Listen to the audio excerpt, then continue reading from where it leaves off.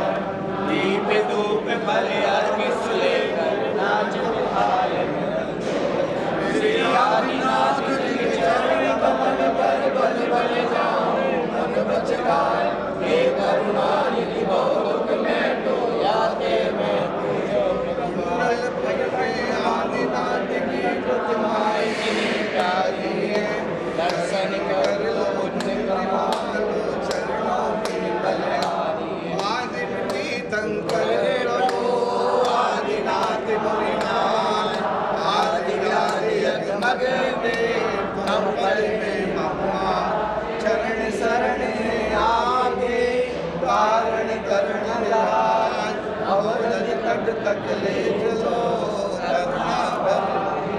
तरण विद्या सागरे गुरु धारो मुझे शीश, करुणा कर करुणा करो करुण से लो आशीष, यही प्रार्थना आपसे अनय से कर जो, पल पल पल पल बढ़ जो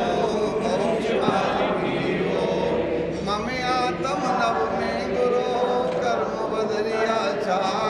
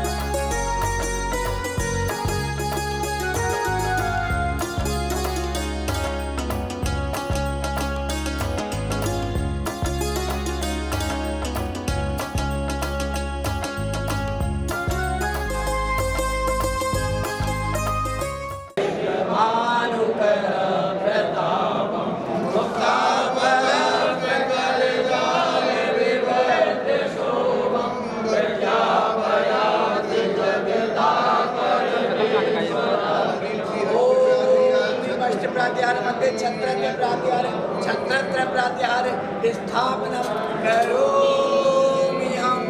बोलो कुंडलपुर के बड़े बाबा की जय। संत श्रोमणी आचार्य गुरुवर विद्यासागर जी महाराज की जय।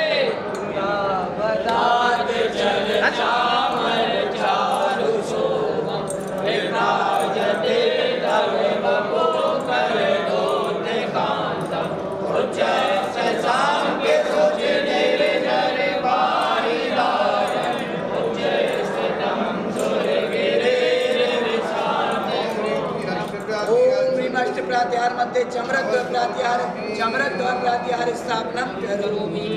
मंगलम भगवान वीरो मंगलम मोगड़ी मंगलम कुंदनाजो जैन धर्मोस्तु मंगलम सर्व कल्याणकारी प्रदान ओम नमो शंकरादिनाथनाशनम होतु सर्व विजय सिद्धिं विद्यं संपन्नं करोमि। शास्त्री ये भी अपन पढ़े हैं इसे कह रहे हैं। नहीं बढ़िया आनी चाहिए यार मंदिर